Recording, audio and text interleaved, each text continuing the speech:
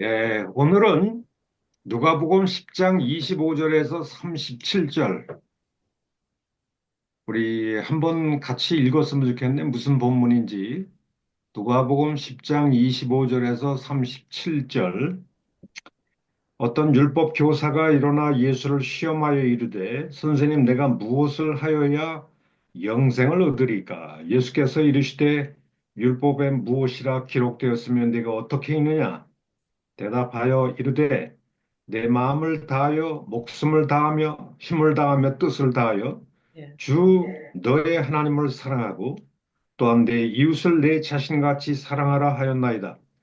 예수께서 이르시되 내 대답이 옳도다.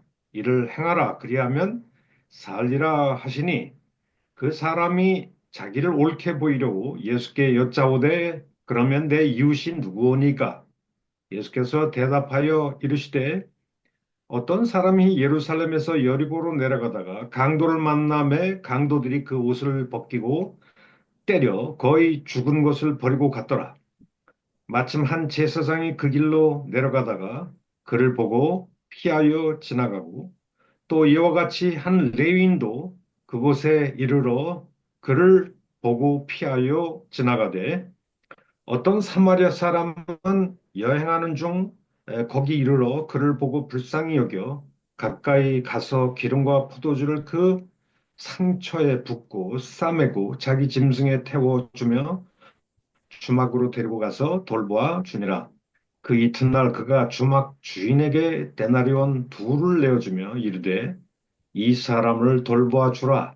비용이 더 들면 내가 돌아올 때 갚으리라 하였으니 내 생각에는 이 세 사람 중에 누가 강도 만난 자의 이웃이 되겠느냐?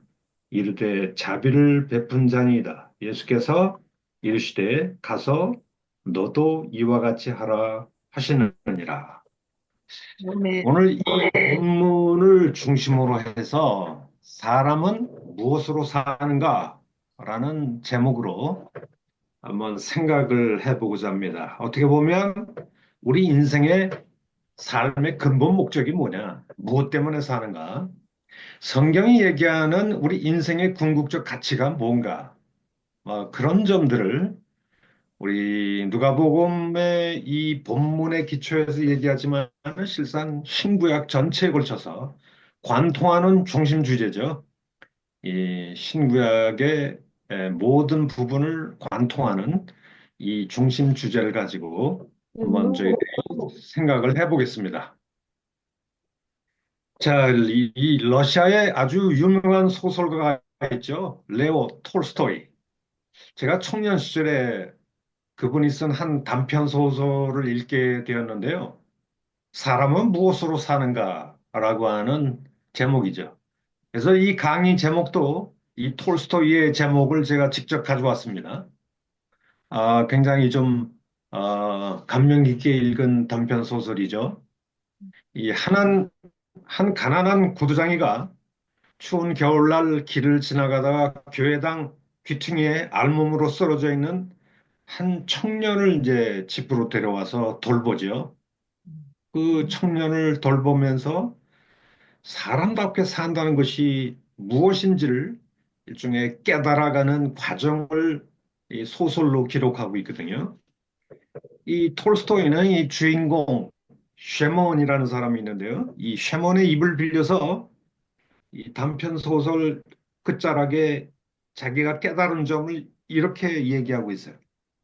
이제야말로 정말 깨달았다. 사람은 오로지 사랑에 의해서만 살아간다는 것을. 아멘. 바로 이 점을 톨스토이가 그의 단편 소설을 통해서 얘기하고자 했던 가장 핵심적인 얘기가 아닌가 이렇게 생각합니다. 사람은 왜 살까요? 아니면 톨스토이가 물은 것처럼 사람은 무엇으로 살까요? 사람들은 대부분 이런 질문 잘 하지 않죠. 너무 바쁘다 보니까. 이런 질문을 던지는 것조차 좀 한가하다, 사치스럽다, 뭐 이렇게 생각을 하죠. 당장 먹고 사는 게 바쁘니까. 또 그런 질문을 던져 보았자 뾰족한 답변이 있는 것도 아닙니다. 예수 안 믿는 사람들의 경우에는. 우선 돈 버는 게 바쁘고, 그래서 나중에 시간이 생기면 그때 한번 진지하게 한번 생각해 보지 뭐. 뭐 이렇게 생각을 하는 사람들이 대부분이지만 사실 대부분의 사람들은 인생을 살다 보면 이런 생각이 잘 들어맞지가 않죠. 네. 정신없이 생활하다가 보면 죽음이 생각보다 굉장히 빨리 다가옵니다. 죽음이 문턱에 다가설 때야 내가 인생을 헛살았구나 하고 탄식하기 마련인데요. 제 장인어른이 원래 운수업을 하셨습니다. 열심히 돈도 벌고 갯돈도 붓고 해서 60세가 되셨을 때 집을 벌써 여러 채나 사셨어요. 하지만 어느 날 폐암 진단을 받고 담배를 엄청나게 많이 피시는 분인데 폐암 진단을 받고 원자력 병원에서 죽음을 기다리면서 이 폐암이 참 무서운 병이더라고요. 병원에서 정말 앙상하게 이 가죽밖에 남지 않은 그래서 스스로의 힘으로도 일어설 수 없는 지경에까지 이제 다다르게 되는데 이 폐암의 가장 무서운 점은 마지막에 가서는 그 고통이 엄청나게 심해서 그런지 이 몰핀 주사 맞아요. 그걸 10분에 한 번씩 주는데도 너무 고통스러워 하시더라고요. 근데 폐암 진단을 받고 원자력 병원에서 죽음을 기다리면서 사위인책에 이런 얘기를 하시더라고요. 여보게, 사위, 나는 인생을 헛산 것 같아. 자네는 나처럼 살지 말게. 뭐 그런 얘기를 좀 하시더라고요. 불행하게도 예수를 믿는다는 사람들조차도 사람이 무엇으로 사는지, 왜 사는지, 무엇 때문에 사는지 잘 생각을 안 하고 정신없이 그냥 하루하루 돈 버는데 바쁘고 직업 가지고 이리 뛰고 저리 뛰고 하는 것 같아요. 근데 모르는 길을 갈 때는 처음부터 내가 어디로 가고 있는지 좀 알아야 여행 시간과 노력을 많이 줄일 수가 있겠죠. 한참 잘못된 길을 애써 간 뒤에 내 길이 처음부터 잘못 들어선 거다. 이걸 안들 무슨 소용이 있겠습니까? 네. 엉뚱한 방향으로 걸으면서 불필요한 일을 너무나 많이 계속한다면 그만큼 인생은 낭비하는 것이 분명하다고 생각이 됩니다. 따라서 우리는 톨스토이가 물었던 질문을 다시 던지지 않을 수가 없는데요. 사람은 무엇으로 살까요? 사람은 육신적으로는 밥을 먹고 삽니다. 그래서 사람들은 밥이 최고다, 밥심이 최고다, 이렇게 얘기를 하죠. 하지만 인생을 이런 차원에서만 생각한다면 우리 인생이 짐승과 무슨 차이가 있겠습니까? 그런 사람들은 우리는 밥보 또는 식충이라고 부릅니다. 이 톨스토이의 질문은 오히려 하나님 앞에서 가치 있는 삶이 무엇인지 묻는 질문인 것 같아요. 이 질문은 매우 중요합니다. 왜냐하면 하나님 앞에서 참으로 가치 있는 그런 그 삶이 무엇인지 묻는 이 질문을 제대로 던지는 사람만이 처음부터 우리의 삶 전체 방향을 제대로 정할 수 있지 않을까 이렇게 생각이 되어집니다. 그런데 저는 대학에서 철학을 전공했는데요. 이 철학에서 이 세상 철학가들이 사상가들이 삶의 가능한 목적들을 무엇라고 얘기할까요?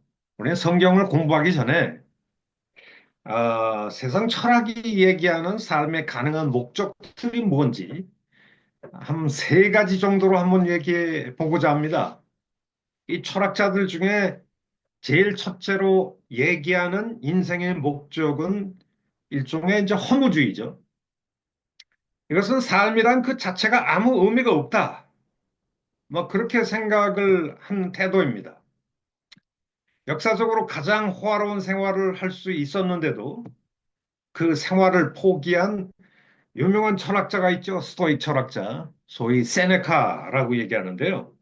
세네카는 그의 책에서 이런 얘기를 했습니다. 삶이란 뭐냐? 삶이란 죽기 위해서 생겨난 하나의 선물일 뿐 삶에 있어서 가장 훌륭한 점은 뭐냐? 다행히도 그 고문이 길지 않다. 그렇게 얘기를 했어요.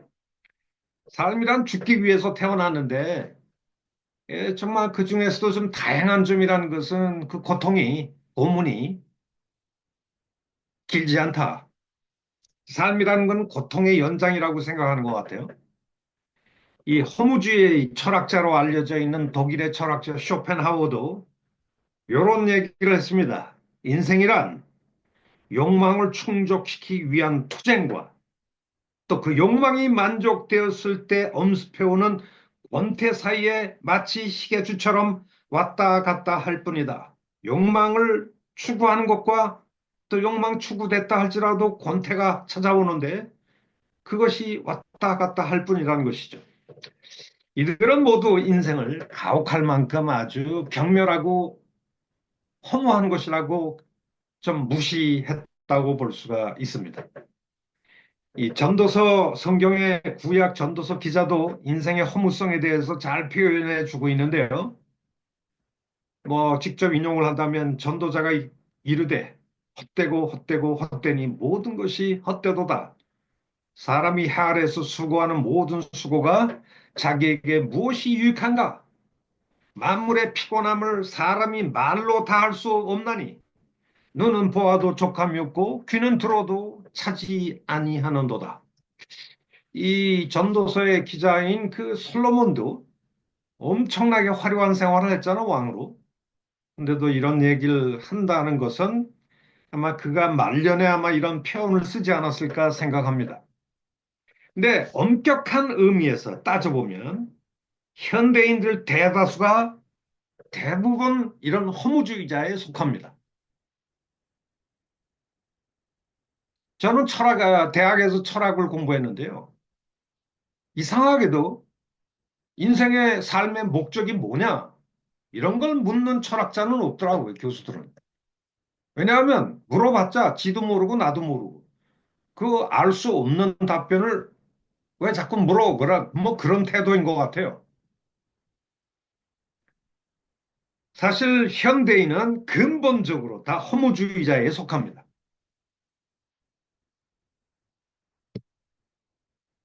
오래전서부터 농촌에서 불리던 이 허무가라는 것이 있어요. 어떤 목사님한테 제가 이 얘기를 들었는데 여기에서 좀 제가 인용을 좀 하고 싶어요. 전에 여러분들이 이 허무가라는 걸 한번 들어보셨는지 모르겠습니다. 이 죽음 앞에 허무하고 덧없는 인생살이 그 정말 덧없음을 잘 드러낸 노래인데요. 명사심리, 명사심리라는 것은 원산의 앞바다에 그 명사심리가 있다고 그래요. 그 해변가에 모래사장에 해당화가 많이 피는데 명사심리 해당화야 꽃 진다고 서로 말아.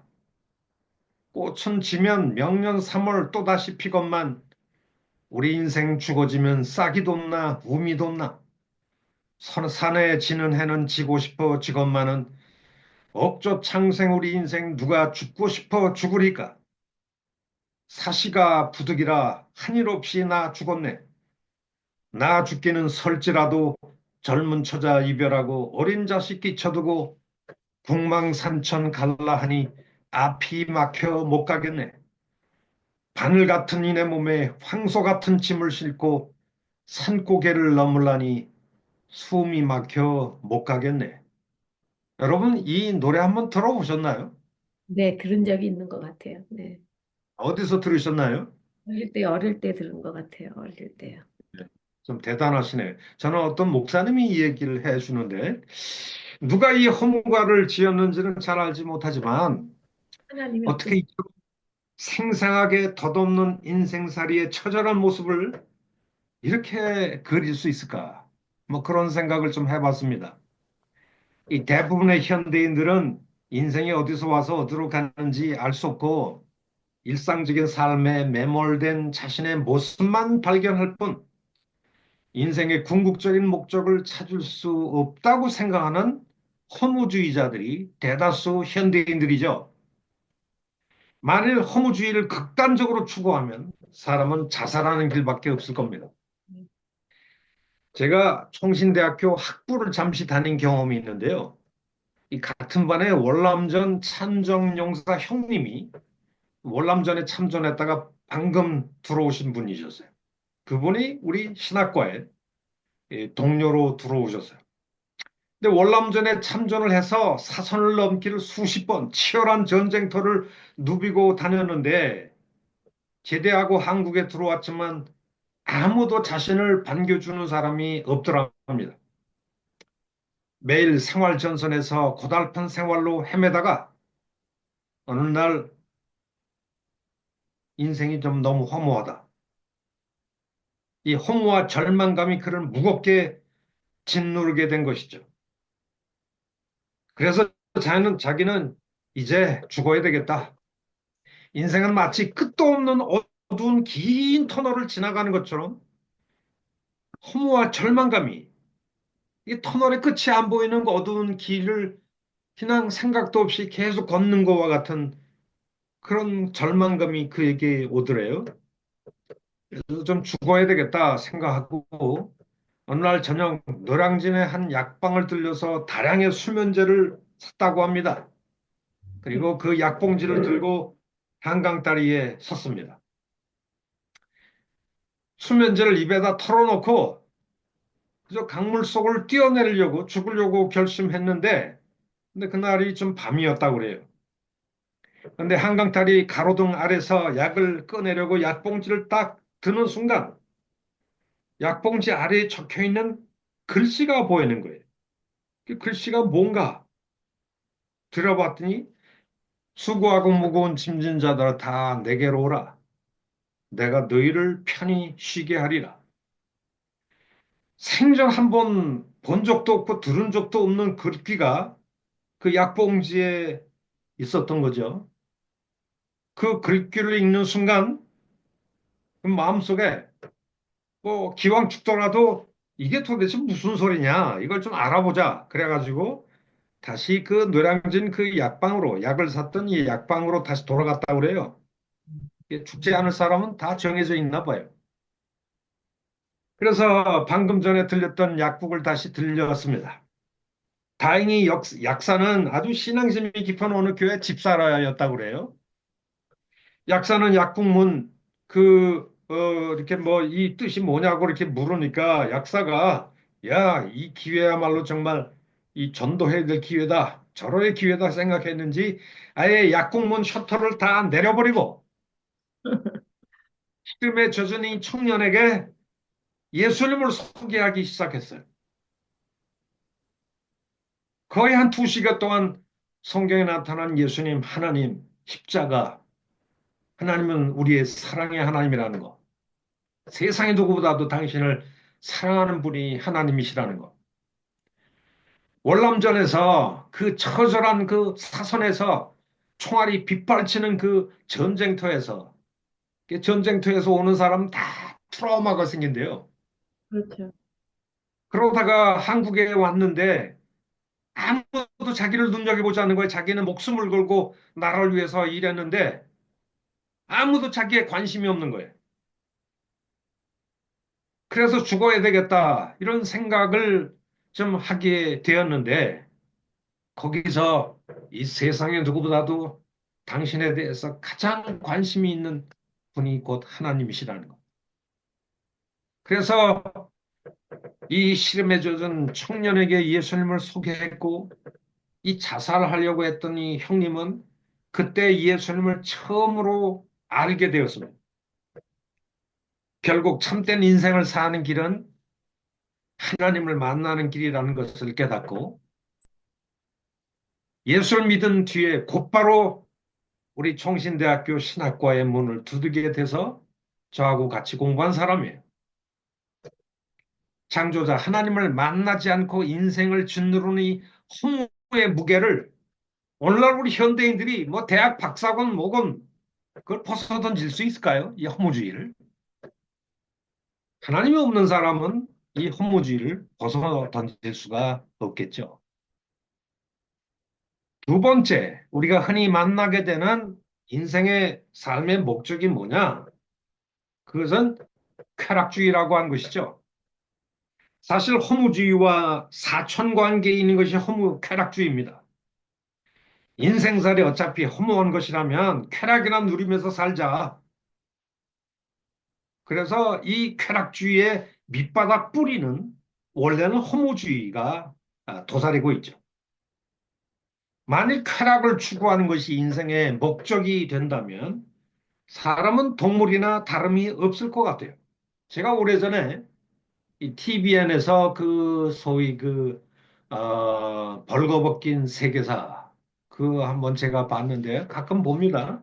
재미있더라고요. 근데 거기 보면 인도 힌두교 종교에 대해서 어떤 그 교수님이 나와서 얘기하는데 힌두교 종교가 말하는 인생의 최고의 목적이 뭐냐? 세 가지를 얘기하는데 그 중에 하나가 섹스를 즐기는 것. 그게 인생의 목적이래요. 얼마나 천박한 종교입니까? 근데 그 교수님이 이런 얘기 하더라고요. 어떻게 이 섹스를 즐기는 것이 인생의 목적이냐? 이걸 천박하다라고 하니까 그것을 위장하기 위해서 힌두교에서 나중에 이 명상, 그래서 힌두교는 명상의 종교다. 아주 고급 종교인 것처럼 명상을 개발했다는 거예요, 사실은. 자, 힌두교도 사실은 아주 쾌락주의 종교라고 볼 수가 있겠죠. 인간의 삶은 쾌락만 있다면 비참해질 뿐입니다. 하지만 불행한 게 뭔지 아십니까? 세상에는 쾌락이나 즐거움보다 고통이 더 많다는 거죠. 실제 살아보시면 인생살이가 만만치 않아서 늘 쾌락만 추구하고 싶어도 오히려 고통이 더 많습니다. 스트레스도 많고.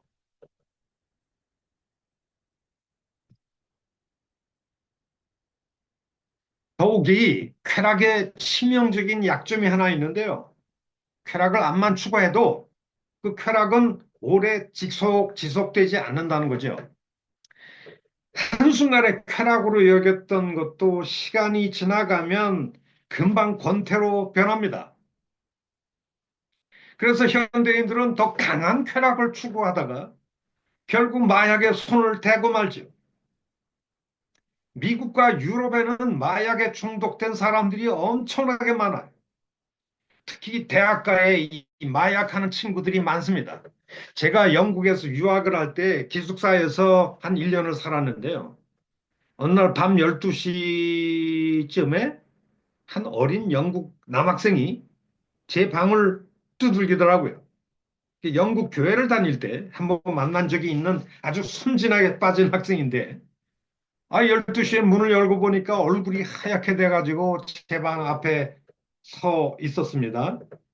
그래서 왜 왔냐고 물어봤더니 지금 기숙사 문을 다 걸어 잠그고 1층, 2층, 3층, 4층이 학생들이 다 마리화나하고 마약을 한다는 거예요. 그래서 자기는 너무 두렵다는 거예요. 교회를 아주 착실하게 믿는 크리스찬 가정에서 컸으니까 얼마나 순진하겠어요. 저는 그를 제 침대에 뉘우고 저는 그 기숙사 땀바닥에서 잤어요. 그래도 손님이 오면은 침대에 뉘어야 되잖아요. 그래서 하룻밤을 같이 지낸 적이 있는데 사실 영국의 학생들이, 대학생들이 얼마나 마약이 이 보편화되어 있느냐는 걸 그때 제가 처음으로 알게 됐어요. 쾌락주의 끝은 진정한 행복이 아니라 인생의 파국이죠. 돈이 행복을 가져다 줄 수 있다고 생각하는 건 착각이죠.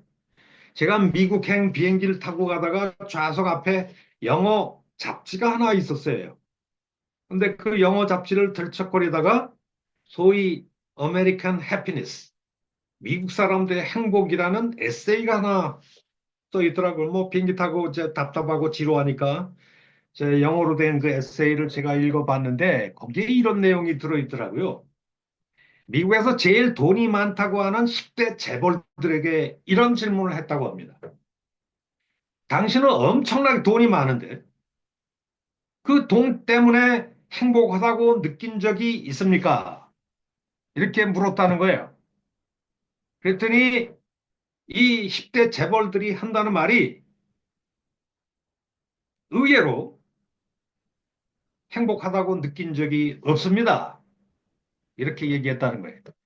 그럼 미국 사람들이 그래도 행복하다고 느끼는 때가 뭔지 아십니까? 뭐 돈 때문에 행복한 게 아니고 그래도 인생에 소소하게 뭐 행복하다고 느끼는 게 뭐냐고 봤더니 아메리칸들이 행복하다고 느끼는 것은 예를 들면 뭐 꽃에 물을 주고 꽃을 키운다든가 머리를 아주 쌈박하게 잘 저기 그 이발소에 가서 잘랐다든가 뭐 그런 사소한 것에 행복을 느끼는 사람들이 오히려 많다고 하더라고요. 돈이 많고 적음이 결코 진정한 행복의 잣대가 될 수 없다라고 하는 것이죠. 근데 현대 문화의 위기는 이 통속적인 쾌락주의가 너무 팽배해 있다는 거예요. 쾌락죄일주의가 판을 치는 곳에서 인간의 존엄은 발견되지 않습니다. 왜냐하면 인간은 동물과 같은 존재에 불과하기 때문이겠죠. 쾌락을 암만 추구해봐도 곧 무의미한 권태에 빠지게 되고 더 큰 쾌락을 즐기기 위해 결국 가다 가다가 마약법공과 같은 자기 파멸의 길을 걷고 말고 끝내는 자살로 끝나는 사람들이 많죠. 세 번째로 찾을 수 있는 인생의 가능한 목적이 뭐냐? 이게 아마 현대인들 중에 가장 많이 발견하는 현실적인 답변인데요. 인생의 목적은 자아를 실현하고 자기를 완성하는 것이다. 이렇게 생각하는 사람들이 많다고 얘기합니다.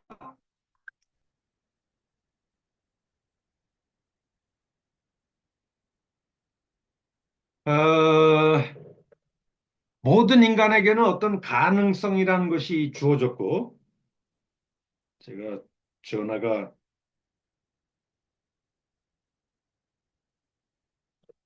예, 모든 인간들은 다 자기 나름대로의 가능성이라는 게 있거든요.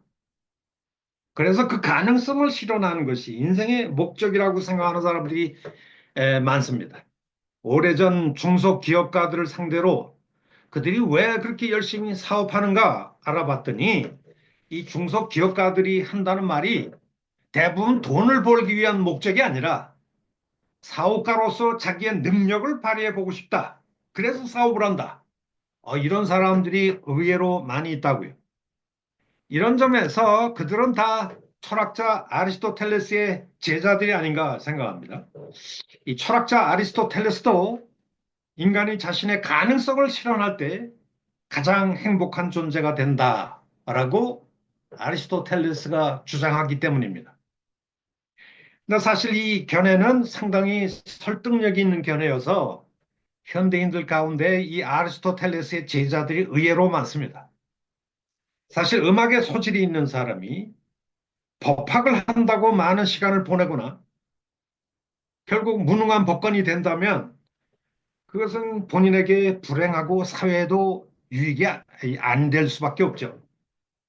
사람들이 자신의 재능을 발견하고 그것을 실현함으로써 자신을 완성하는 것은 매우 중요한 일입니다. 하지만 자신의 소질을 아무리 발전시켜도 사회에서 꼭 그런 사람들을 다 활용하는 것도 아니죠.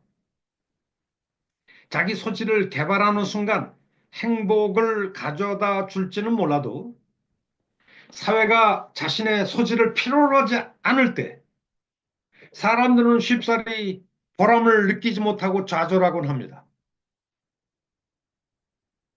더욱이 보다 나은 자신을 실현했다고 해서 꼭 행복한 것은 아닐 수도 있습니다. 뭐 예를 들면 회사에 과장인 사람이 꿈에도 소원이 부장이 되는 것이 꿈이겠죠. 근데 부장이 된 후에 가졌던 행복은 그리 오래 지속되지 않습니다. 왜 그럴까요? 인간의 상승 욕구는 끝이 없고 상당수의 사람들은 최고가 되기 전에 대부분 뒤처지거나 낙오자가 되는 수가 많죠. 10, 80년대에 한국이 가장 유명한 연예인이었던 고은하 씨의 간증을 제가 들은 적이 있는데요. 연예인으로서 배우로서 최고가 되는 꿈을 실현하여 수많은 트로피와 상을 받았고 자기 집에 가보면 이 트로피 찬장이 뭐 사면에 꽉 차 있었다는 거예요.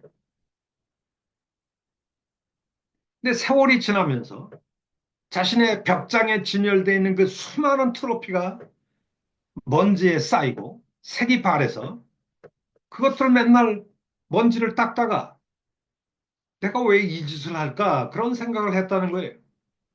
이제는 아무도 기억해 주지 않는 트로피를 닦는 일이 무슨 소용이 있을까라고 하는 회의심이 들었다고 합니다. 트로피를 닦는 일은 지금은 희미한 기억 속에서 사라져가는 것들을 억지로 붙들려고 하는 몸부림으로 생각되었기 때문이죠.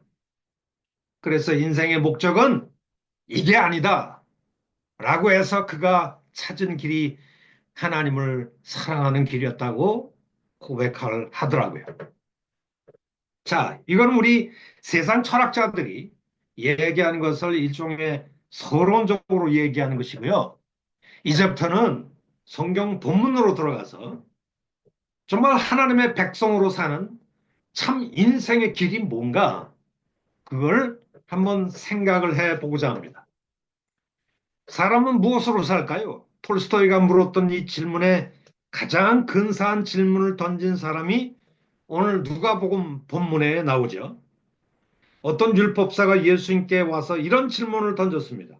선생님, 내가 무엇을 하여야 영생을 얻겠습니까? 예수님은 이 질문을 듣고 또 다른 역질문을 던졌습니다. 그 영생을 어떻게 해야 영생을 얻느냐?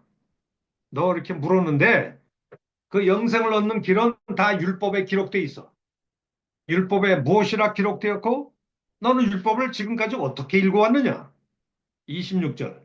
누가복음 10장 26절에 이렇게 예수님이 역질문을 던지셨죠. 영생을 얻는 길이 무엇인지 율법책에 다 기록되어 있다는 뜻입니다. 예수님의 이 질문에 대해서 율법사는 27절에 이렇게 대답을 했습니다. 영생을 얻는 길은 율법에 있다. 근데 그 율법은 뭐냐? 그걸 거기서 좀 얘기를 좀 하고 있는데요. 그것이 오늘 본문에 기록이 되어 있죠.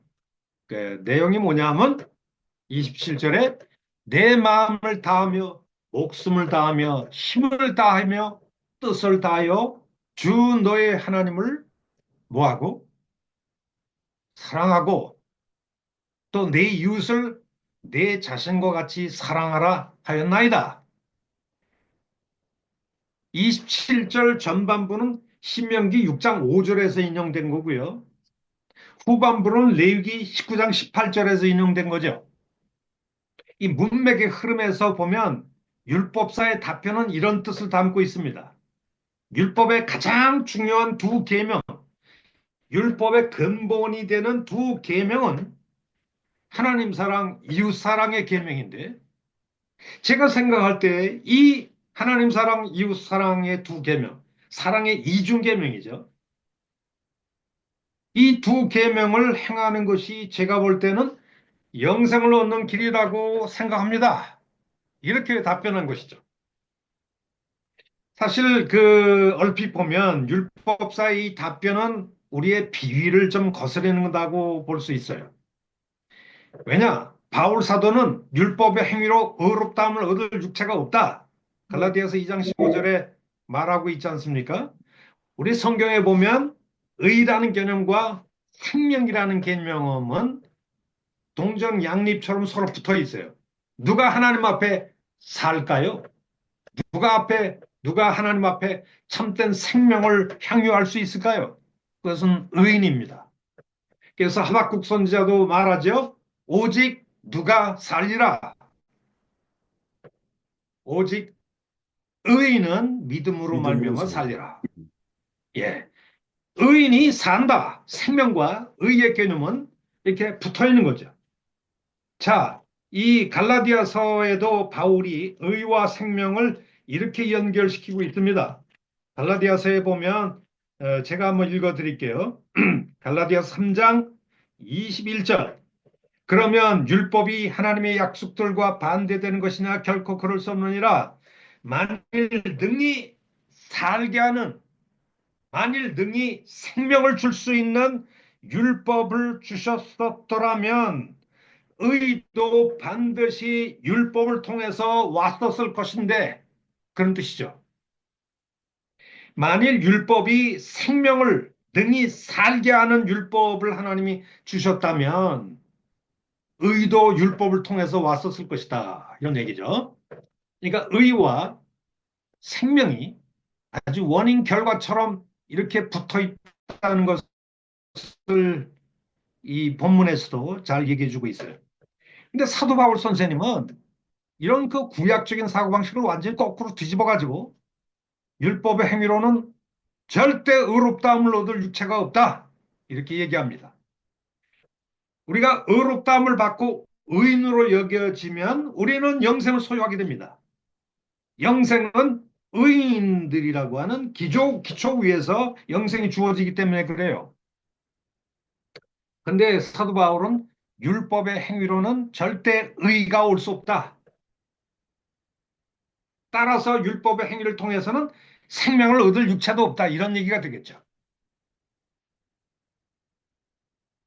사도 바울의 이 신학사상 구원론의 입장에서 볼 때는 의도, 생명도 결코 율법을 통해서 없다고 얘기하는 것이 분명한 것 같은데 예수님과 율법사의 대화는 영 거꾸로 가는 것 같아요. 내가 무엇을 행해야, 무슨 선을 행해야 영생을 얻겠습니까? 이렇게 물어보니까 영생을 얻는 거는 다 율법에 기록돼 있어. 율법에 뭐라고 기록돼 있냐? 이렇게 물어보니까 율법상 한다는 말이 율법의 가장 근본이 되는 율법의 두 계명은 위로 하나님을 사랑하고 옆으로는 이웃을 사랑하라는 계명인데 이 하나님 사랑과 이웃 사랑의 율법 계명을 지키는 것이 제가 볼 때는 영생을 얻는 길이라고 저는 생각하는데요. 이렇게 얘기를 했습니다. 바로 이런 답변에 대해서 예수님은 뭐라고 답변하셨나요? You shut up! 입 닥쳐! 율법을 통해서 뭔 생명을 얻을 수 있어. 이 바울 사도식으로 얘기를 하면 뭐 율법을 통해서 무슨 일을 행하려고 하지 마. 그렇게 해서 의와 생명을 얻을 자가 없어. Just believe me. Sola fide. 나를 믿어. 오직 믿음만이 의에 이르는 길이고 생명에 이르는 길이야. 이렇게 바울식으로 이렇게 얘기했을 것 같은데. 근데 놀랍게도 예수님은 율법사의 이 마지막 답변을 뭐라고 말씀하셨어요? 내 대답이 틀렸다, 옳도다. 이 율법사가 말하는 것이 내 대답이 옳도다라고 답변하고 있어요. 제가 직접 한번 읽어드릴게요. 10장 25절 말씀해 보니까 이렇게 돼 있죠. 선생님, 내가 무엇을 하여야 무슨 선한 일을 행해야 영생을 얻을 수 있습니까? 그때 예수님이 너 율법이 무엇이라고 기록됐고 너는 율법을 어떻게 지금까지 읽어왔냐? 다 율법의 영생을 얻는 길에 대해서 언급되고 있는데 그때 율법사가 대답하되 내 마음을 다하고 목숨을 다해 하나님을 사랑하고 내 이웃을 내 자신과 같이 사랑하라 나이다. 제가 볼 때 하나님 사랑, 이웃 사랑의 이 율법 두 계명을 실천하고 행하는 것이 제가 볼 때는 영생을 얻는 길이라고 생각합니다.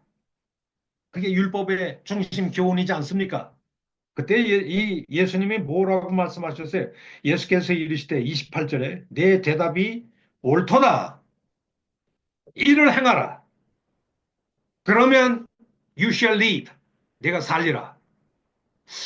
이 사도 바울의 관점에 좀 이렇게 익숙한 사람들은 예수님이 율법사와 대화한 이 말씀이 도대체 좀 이상하죠.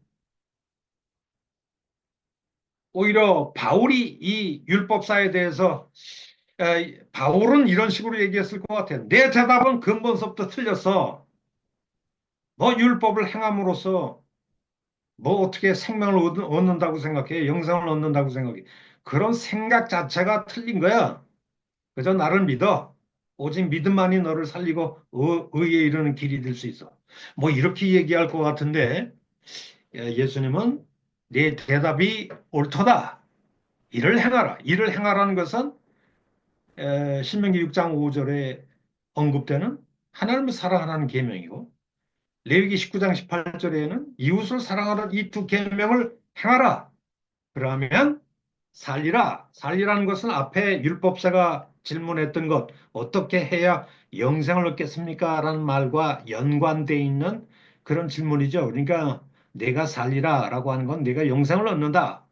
뭐 이런 얘기가 되겠죠. 예수님의 이 답변도 사실은 레위기 18장 5절에서 인용된 말씀이죠. 구약 성경에는 이와 유사한 약속들이 오경만 아니라 시편과 예언서들 중에도 많이 발견되죠. 예를 들면 에스겔서 18장 9절이 대표적인 구절이죠. 에스겔서 18장 9절 내 율례를 따르며 내 규례를 지켜 진실하게 행할진대 그는 의인이니 구약에서 의인은 항상 율법을 지키는 자예요. 율법을 행하는 자가 의인이죠. 내 율례를 따르며 내 규례를 지켜 진실하게 행할진대 그는 의인이니 그는 반드시 살리라.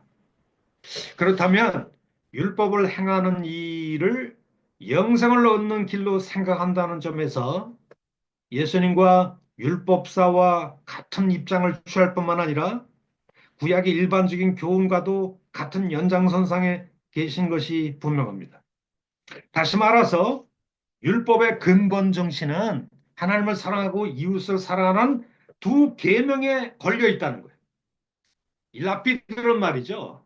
율법에 총 630개의 계명이 있대요.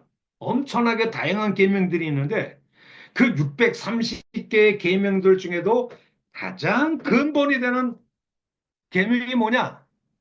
나머지 계명들이 여의 두 계명에 다 걸려 있을 만큼 율법의 근본 정신을 얘기하는 두 계명이 뭐냐? 그것은 하나님을 사랑하는 계명이고 옆으로는 이웃을 사랑하는 이 사랑의 이중 계명이죠. 근데 예수님은 이 사랑의 이중 계명을 실행하는 것이 행하는 것이 살리라 생명을 누리는 길이라고 생각하셨다는 것이죠. 여러분 이 예수님의 답변에 동의하십니까? 일종의 사랑의 이중 계명을 행하는 것, 실천하는 것, 사랑의 삶을 사는 것이 아멘. 영생의 길이다. 이렇게 믿으십니까? 아멘. 이 바울 사도가 얘기하는 율법 행위로 의롭다함 얻을 수 없다. 이 말씀과 어떻게 조화를 시켜야 될까요? 믿음이 있으면 자동 지키죠. 믿음이 있으면 하나님의 계명을 지키게 되어 있습니다. 예, 가장 손쉬운 답변이죠, 그게. 예, 그 부분은 우리가 조금 나중에 좀 말씀을 드리겠습니다. 저는 다 맞는 답변이라고 일단 생각하는데요. 우리는 우선 이런 질문을 먼저 해야 될 것 같아요. 하나님은 이스라엘 백성에게 왜 율법을 주셨을까요? 그리고 율법에 담긴 본질적인 정신이 무엇일까요? 더 구체적으로 물어봅시다. 바울은 율법에 대해서는 굉장히 부정적으로 얘기할 때가 많은데요. 근데 사실 율법은 좋은 겁니까? 나쁜 겁니까? 좋은 거죠, 원래. 왜 율법이 좋죠? 사는 데 있어서 질서를 잡는 거 아니겠습니까? 뭐 단순히 그런 뜻보다는 율법이 좋은 내용은 율법의 근본 정신이 나 하나님을 사랑하고 이웃을 사랑하라는 얘기거든요. 네. 왜? 하나님은 사랑의 하나님이기 때문에 네. 사랑은 하나님의 근본적인 신의 속성이죠. 네. 그러니까 너희들이 나의 백성, 나의 가족이 된다면 나의 가족이 되었다고 하는 가족끼리 닮은 형상, 사랑의 존재로 살라는 얘기죠. 이런 아멘. 내용은 좋은 거예요, 나쁜 거예요? 좋죠, 그게요. 그렇게 할 수, 그리고 오늘날 십자가의 구속을 믿어서 은혜로 구속받은 우리 신약의 백성들도 그렇게 해야죠. 이 율법의 근본 계명인 하나님 사랑, 이웃 사랑의 계명을 실, 여전히 지켜야 될까요? 실천해야죠. 왜 그럴까요? 그게 하나님 말씀이니까 해야지. 율법에 담겨져 있는 하나님 사랑, 이웃 사랑. 네, 그것은 하나님의 백성에게 요구되는 근본 요구 조건이에요. 네, 이 요구 조건은 구약이나 신약이나 하나님이 그의 백성에게 요구하는 변치 않는 요구예요. 네, 내 백성은 적어도 이렇게 살아야 된다는 거. 네, 이런 존재가 되어야 된다는 거. 네. 그런 의미에서 율법의 이 사랑의 이중 계명은 신약 시대에 폐지됐나요? 여전히 유효한가요?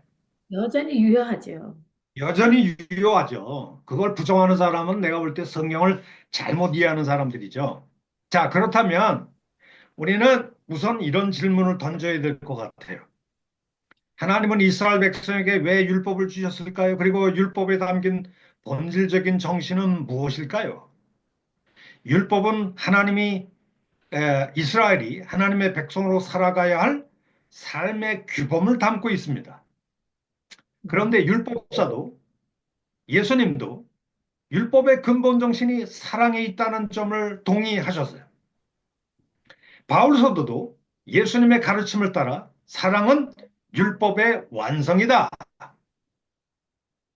로마서 13장 10절에서 그렇게 얘기하고 있죠. 사랑은 율법의 완성이다. 사랑하는 사람은 율법을 완성한 거나 마찬가지다. 이런 얘기가 되겠죠. 네. 그래서 사랑은 사람이 하나님의 백성답게 살아가는 가장 중요하고도 유일한 방식인 것이 분명합니다. 그렇다면 톨스토이가 말한 것처럼 성경이 가르치는 삶의 의미는 무엇일까요? 우리가 하나님의 백성으로 하나님이 창조한 사람으로 살아가는 가장 가치 있는 삶이 무엇일까요? 하나님 사랑, 이웃 사랑이죠. 네. 바로 거기에 있어요. 그래서 기독교를 사랑의 종교라고 얘기합니다. 아멘. 이것은 율법이 교훈하는 바이고 예수님이 가르치는 바이기도 합니다. 물론 웨스트민스터 신앙 고백서는 하나님께 영광을 돌리는 것이 인생의 제일 목적이라고 가르치지만 성경은 또한 그것이 오직 사랑으로만 가능하다고 가르치는 거죠. 어떻게 하나님을 영화롭게 합니까? 그것은 오직 하나님을 사랑하고 이웃을 사랑하는 것으로 통해서만 하나님을 영화롭게 할 수 있어요. 사랑은 단순히 하나님께 영광을 돌리는 수단이 아니라 그 자체이라고 말할 수도 있죠. 사랑하는 삶만이 하나님을 영화롭게 하는 삶 자체다. 하나님은 사랑이시기 때문에 그의 백성도 자신을 닮은 사랑의 존재로 살아가라고 요청하시죠. 인생의 진정한 가치와 목적은 그렇다면 사랑 안에서, 사랑 안에서 또한 그 사랑을 통해서만 실현될 수 있다. 그러니까 인생을 가장 인생답게 가치 있게 살아가는 삶이 무엇일까요? 그건 하나님을 평생 동안 뜨겁게 사랑하는 것이고 이웃을 향해 우리의 마음을 열고 열린 개방성을 가지고 이웃을 사랑하는 삶, 소외된 이웃들, 가난한 이웃들, 정말 아무것도 의지할 것이 없는 사람들, 그런 사람들을 다가가서 뜨겁게 사랑하는 것. 거기서 우리는 인생의 아주 귀한 가치를 느끼게 될 것이다. 이게 성경이 얘기하는 근본적인 교훈이라고 생각합니다. 사랑은 율법의 근본 정신이요. 예수께서 선포한 천국 복음의 핵심 내용이기도 합니다. 그래서 우리는 기독교를 사랑의 종교다. 이렇게 얘기하는 이유가 여기 있습니다. 그렇다면 첫 번째, 우선 예수님은 신명기 6장 5절의 말씀을 의지해서 내 마음을 다하며 목숨을 다하며 힘을 다하여 뜻을 다하여 주 너의 하나님을 사랑하라. 신명기 6장 5절에서 이렇게 말씀하셨는데 여기에 마음, 목숨, 힘, 뜻, 이 네 가지는 결국 우리의 전 인격을 나타내는 요소들이죠. 다시 말하면 자신의 온 인격과 생명을 다해 하나님을 사랑하는 것, 그것이 인생의 제일 되는 목적이다 이거죠. 교회가 건강해지는 가장 중요한 지표가 뭘까요? 교회 들어오는 사람들이 위로는 내 인생 전체, 나의 인격과 생명을 다해 하나님을 뜨겁게 사랑하는 그런 교회. 이것이 가장 건강한 교회의 중요한 지표죠.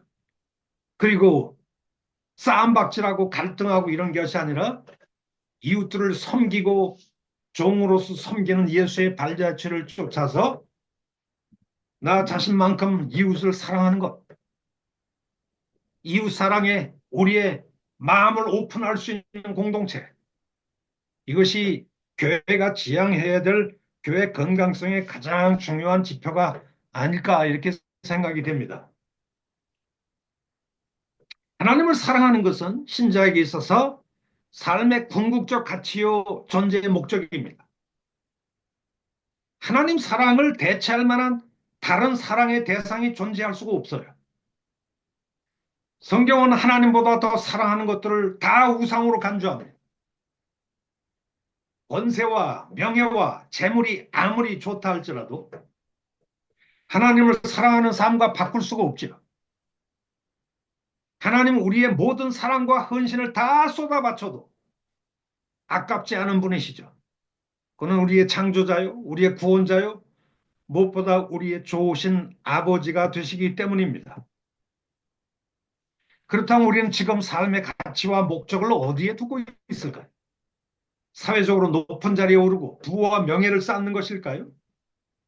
아니면 돈을 많이 벌어 고급 주택과 승용차를 구입하고 사업을 확장하여 자신의 영향력을 확대하는 것일까요?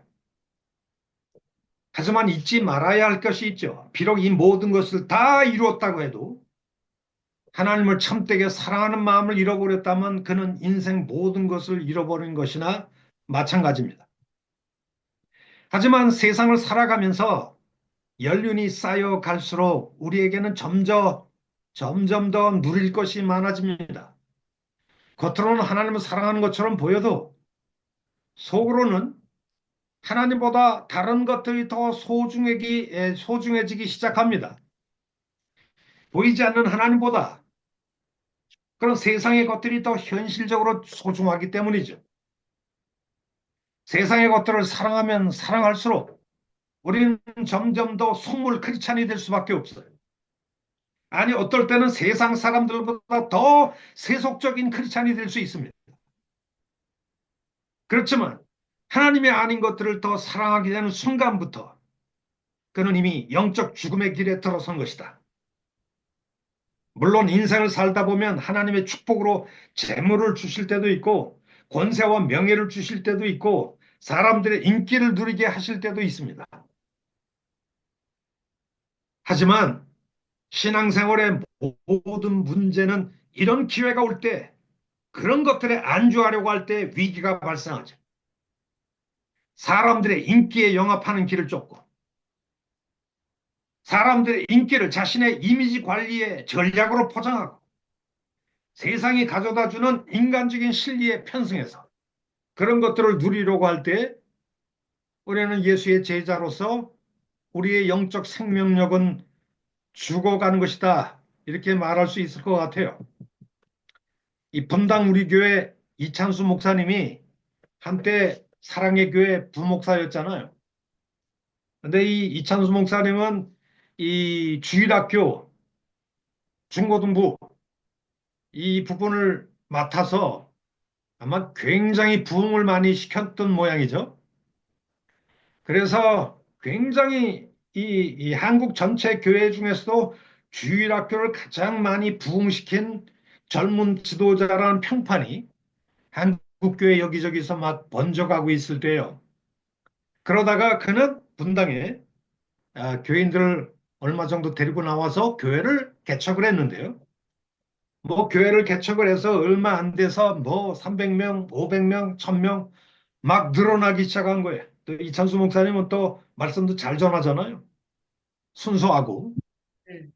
그러다 보니까 전국 교회에서 여기저기서 인기가 높아가지고 여기 와서 부흥해달라, 저기 와서 집회해달라, 여기 와서 이 주일학교를 어떻게 키울 수 있는지 좀 강의 좀 해달라. 그래가지고 1년 스케줄이 그냥 다 못 채워질 정도로 굉장히 바쁘게 뛰어다니던 그런 시절이 있었던 것 같아요. 뭐 인기가 막 충천해지니까 전국 교회 여기저기서 뛰어다니고 초청이 들어오고 그때 그것을 자기도 굉장히 엔조이했대요. 야, 드디어 내가 이제 이 한국교회 차세대 지도자로서 내가 드디어 이름을 날리고 있구나. 굉장히 뿌듯하게 생각하고 있을 때, 그때 오카노 목사님이 이걸 멀찌감치 쳐다보고 있다가 어느 날 전화를 하셨대요. 오카노 목사님이 너 요즘에 뭐 인기가 좀 많더라. 전국적으로 이렇게 뛰어다니면서 인기 누리고 또 수입도 짭짤하고 거기에 취해가지고 너 열심히 뛰어다니는 것 같은데 너 죽고 싶어? 내가 너를 그렇게 가르쳤니? 그때 이 이찬수 목사님이 아차 하는 생각이 들어가지고 벌떡 일어나서 목사님, 제가 잘못했습니다. 앞으로 이 모든 걸 다 정리하겠습니다.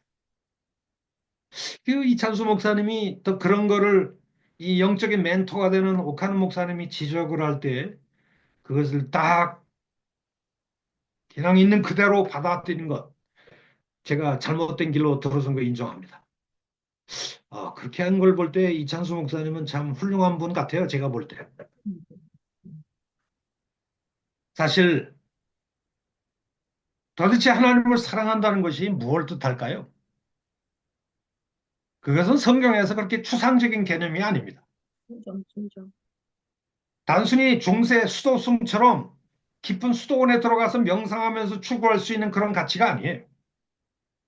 하나님을 사랑한다는 것은 항상 그의 뜻을 행하는 삶과 연결되어 있죠. 신명기 26장 16절, 19절은 이와 관련해 아주 중요한 교훈을 우리에게 줍니다. 하나님은 이스라엘을 자신의 보배로운 백성으로 삼아 모든 민족 위에 뛰어나게 하시고 그들에게 찬송과 명예와 영광으로 면류관을 씌워 주시겠다. 그렇게 약속하셨습니다. 이스라엘은 모든 열방 중에서 가장 보잘것없는 작은 민족이지만 왜 하나님께서 그들을 이처럼 보배로운 백성으로 삼아 주셨을까요? 그것은 전적으로 하나님의 조건 없는 사랑 때문이었죠. 하나님의 이 조건 없는 사랑 말고는 달리 설명할 길이 없어요. 그런데 하나님께서 우리를 이렇게 은혜로 값없이 보배로운 존재로 삼으실 때는 우리에게 특별한 기대가 있기 때문에 그렇습니다.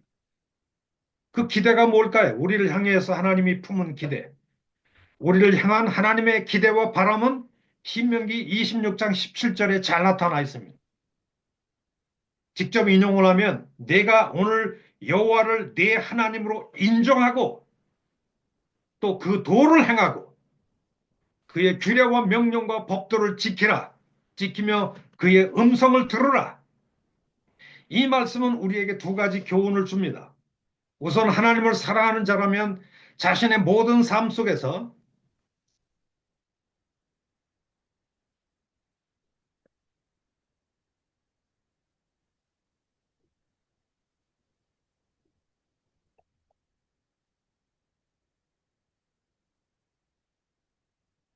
예, 자신의 모든 삶 속에서 하나님의 주권을 인정하고 그의 명령을 순종하고 청종하는 것이겠죠.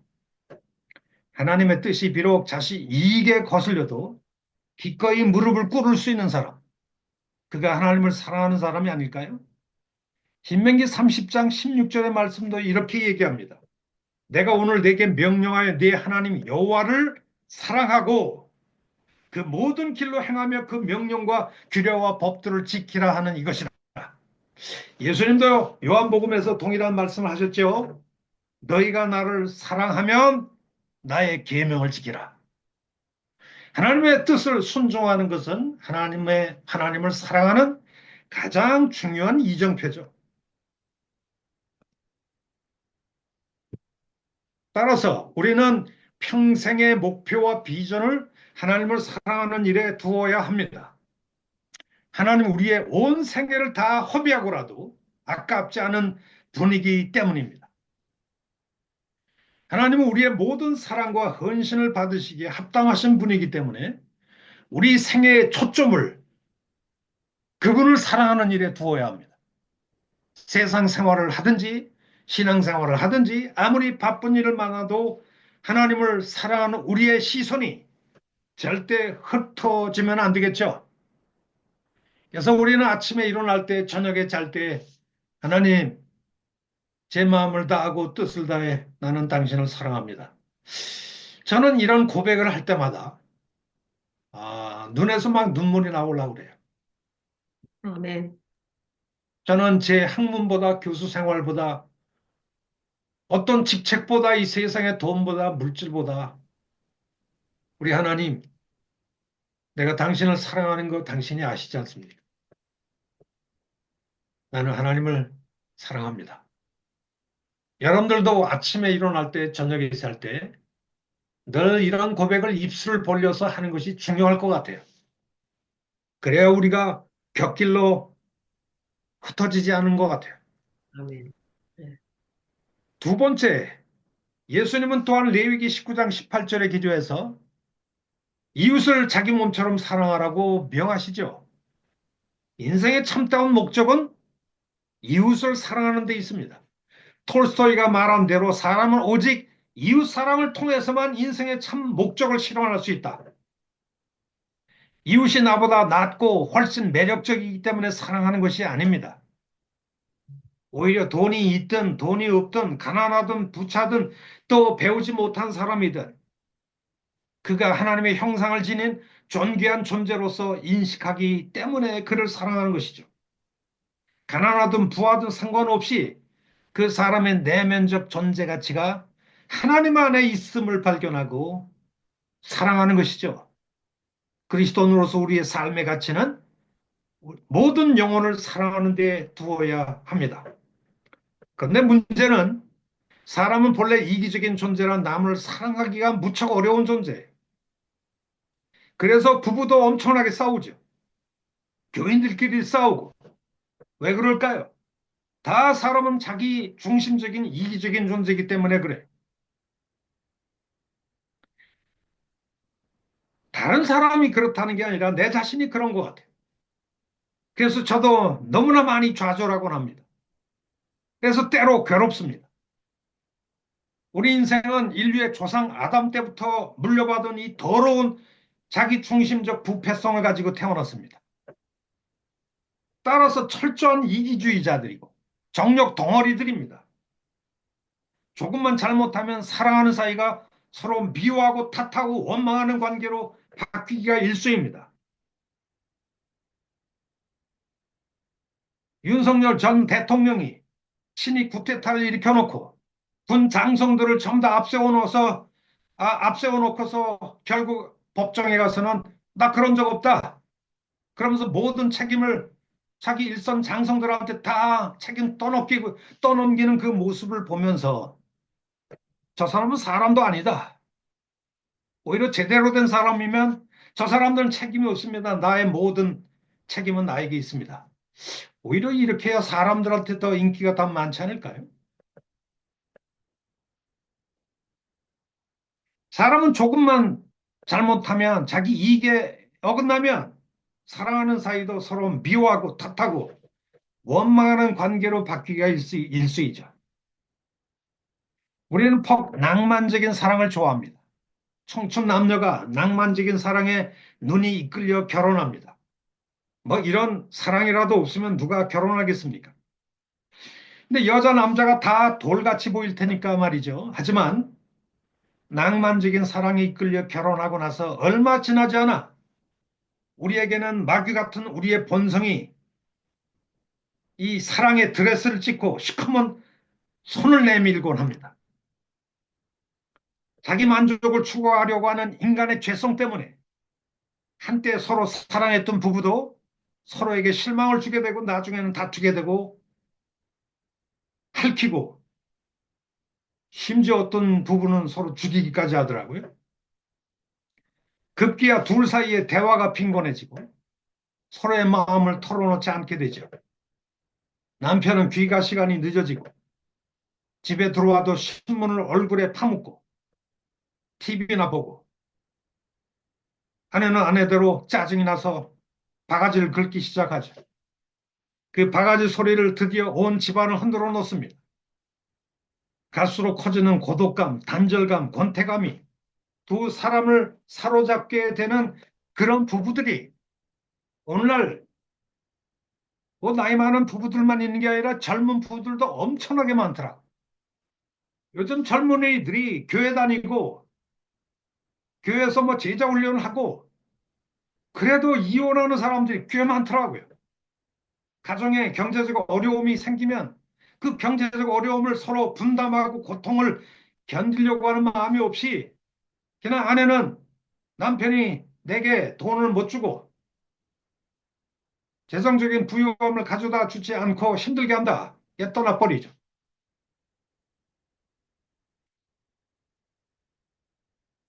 이것이 바로 우리의 이기적인 본성이 만들어낸 고통이 아닐까 이렇게 생각을 하게 되는데요. 사실 우리 인간의 심성은 아름다운 사랑의 꽃을 피우기에는 너무나 고약한 토질입니다. 험한 길을 가는 마차를 탄 인생처럼 사랑의 유리 그릇은 너무나도 약해서 조금만 흔들려도 금이 가버리고 마차가 한번 공중으로 튀어올랐다가 떨어지기만 하면 그 순간부터 사랑의 유리잔은 산산조각이 나버립니다. 이상하게도 낭만적인 사랑은 강한 것 같지만 고통이나 상처 앞에서 퍽 약한 약점을 지니고 있는 것 같아요. 모든 부부들은 낭만적인 사랑에 이끌려 결혼하게 되지만 낭만적인 사랑은 인간의 이기적인 죄성 앞에 쉽게 한계를 드러내고 맙니다. 그런데 오늘 우리의 본문이 교훈하는 이런 에로스 사랑이 아니죠. 에로스 사랑은 사랑스럽기 때문에 사랑하는 것이지만 예를 들면 예쁜 소녀가 매력적이고 꽃이 아름답고 스승이 존경스럽기 때문에 사랑한다면 그것은 모두 에로스 사랑이죠. 그러므로 에로스 사랑은 수동적이요. 이유와 조건이 있는 사랑입니다. 하지만 반면에 아가페 사랑은 조건이 없이 능동적인 사랑입니다. 내 이웃에 내게 아무 도움이 안 되고 돈도 없고 내게 줄 것이 없어도 우리 선교사님들이 선교지의 그 빈민촌으로 찾아가지 않습니까? 그들이 나에게 뭘 주기 때문이 아니죠.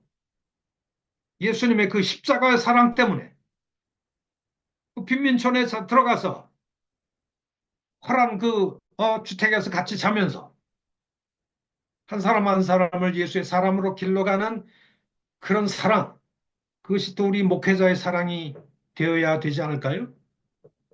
그것은 어떤 이유가 있거나 마음이 끌려서 하는 사랑이 아니라 능동적으로 먼저 사랑하는 사랑이죠.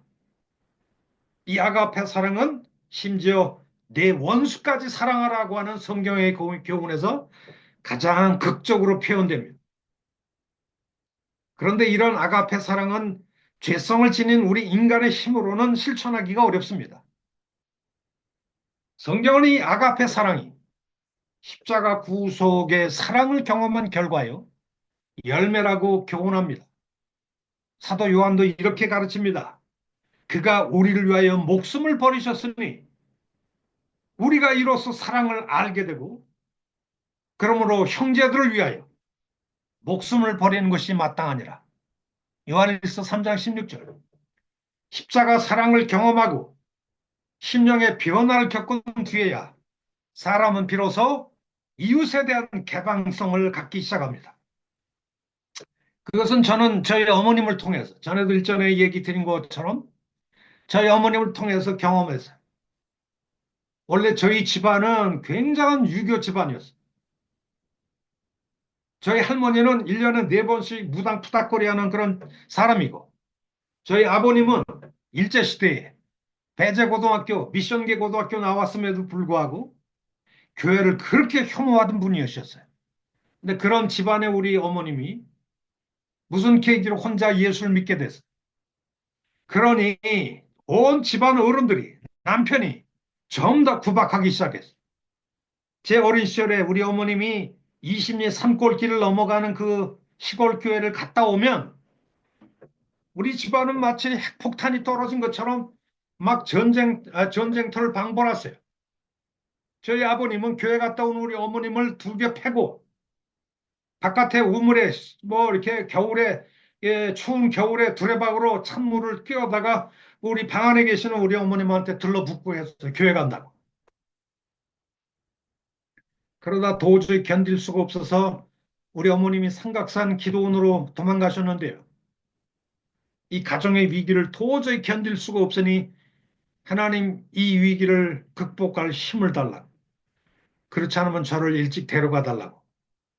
기도원에 월요일서부터 토요일까지 추운 그 기도원 마룻바닥에 엎어져서 엉엉 울면서 기도하셨대요. 그러다 어느 날 금요일 날 새벽 기도를 마치고 마음속으로 예수님의 십자가를 상상으로 붙들고 양쪽 손으로 붙들고 하나님이 가정의 위기를 극복할 수 있는 힘을 달라고 기도하는데 시골에 이 큰 가마솥에 이 그 땔감을 떼면 이렇게 가마솥 뚜껑을 열면 뜨거운 김이 확 올라오잖아요. 그처럼 성령의 불길이 저희 어머님 가슴 속으로 그냥 확 하고 들어오시더래요. 그러면서 그는 처음으로 성령 충만이라는 것을 경험했는데 바깥으로 뛰어나가서 기도원 새벽 기도 바깥 그 마당으로 뛰어나가서 아직도 추운 겨울 바람을 맞으면서 우리 어머님이 혼자 춤을 추면서 높은 산이 거친 들이 초막이나 궁궐이나 내 주 예수 모신 곳이 그 어디나 하늘나라 그 찬양을 부르면서 우리 어머님이 혼자 춤을 추셨대요. 성령 충만을 경험하니까 그 아버님한테 그냥 얻어 터져서 정말 그렇게 시퍼렇게 멍이 든 상태에서 이 삼각산으로 도망가셨는데 무슨 행복이 있겠습니까? 근데 성령 충만해서 바깥에 나가서 춤을 추면서 이런 생각이 들더래요. 우리 예수님도 십자가에서 나같이 못난 사람도 사랑하셨는데 나를 구박하는 우리 남편 내 사랑하지 못할 수가 있겠냐? 사랑하면 사랑하리라. 죽으면 죽으리라. 뭐 그런 생각을 가지고 그날 저녁 당장 하산을 해서 집에 들어와서 아버님을 위해서 아름다운 저기 맛있는 음식을 준비하고 기다리셨는데 일주일 내내 우리 아버님은 뭐 음식을 못 저하고 좀 달라요. 저는 음식을 잘 만들거든요. 마누라 없어도 저는 음식을 잘 만들어요. 근데 우리 아버님은 이 와이프 없으면 올스톱이에요. 이게 일주일 내내 뭐 굶었는지는 잘 모르겠어요. 그러니까 뭐 분개할 수밖에 없죠. 이 마누라 들어오기만 하면 그냥 패대기를 쳐야지. 그러면 아마 기다렸을 텐데 저희 어머님이 맛있는 반찬을 준비해서 아랫목에서 이렇게 기다리고 계신데 대문이 삐그덕하고 열리면서 이 텐마루 위에 우리 어머님의 신발이 가지런히 놓여 있는 걸 보고 들어왔구나 생각했겠죠. 그러면서 씩씩거리면서 문을 박차고 들어오면서 나갈 때면 확실하게 들어오지 왜 또 기어 들어왔어 그러면서 어머님은 머리끄댕이를 잡고 그냥 엄청나게 싸움이 벌어질 만한 그런 순간인데 우리 어머님이 아버님에게 달려가서 바지가랑이를 잡고 당신이 하도 구박을 해서 도저히 못 견뎌서 내가 삼각산이라는 기도원을 갔는데 그 기도원에서 어마어마한 하나님의 은혜를 경험했다고 혼자 이 놀라운 은혜를 경험하고 천국 갈 생각을 너무 억울해서 당신이나 우리 네 형제, 아들 다 예수 믿고 이제 천국 갑시다. 그러면서 우리 어머님이 엉엉 우셨대요. 그 모습을 보고 입 닥쳐 그러면서 그냥 난리 치셨을 텐데 뭐 성령이 감동하셨는지 그냥 조용해지시더래요. 그리고 그날부터 우리 어머님은 계속 친절하게 대하시고 맛있는 반찬도 해주시고 그러면서 한 주, 두 주 정도 지났을 때 주일날 아랫목에서 턱을 괴고 누워 계시다가 우리 아버님이 여보, 오늘 일요일이지? 오늘부터 내가 당신이 나간다는 그 교회를 한번 가봐야 되겠어. 할렐루야.